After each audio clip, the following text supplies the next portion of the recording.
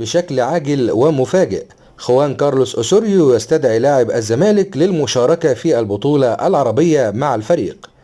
المدرب الكولومبي خوان كارلوس أوسوريو المدير الفني للفريق الكروي الأول بنادي الزمالك استقر على ضم لاعب جديد إلى قائمة الزمالك في البطولة العربية.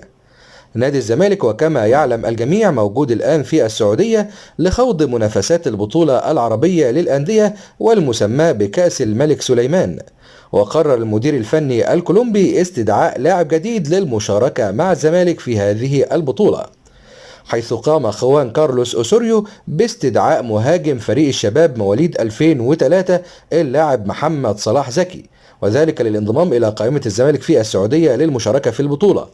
اللاعب سيصل غدا إلى الأراضي السعودية بعد أن أنهى اليوم كل الإجراءات الخاصة بسفره إلى المملكة واللحاق ببعثة الزمالك هناك. محمد صلاح زكي لاعب من مواليد 2003، أي أنه يبلغ من العمر الآن 20 عاما، وهو لاعب يتوسم فيه الجميع داخل نادي الزمالك الخير بأنه يكون مهاجم مميز للزمالك في المستقبل.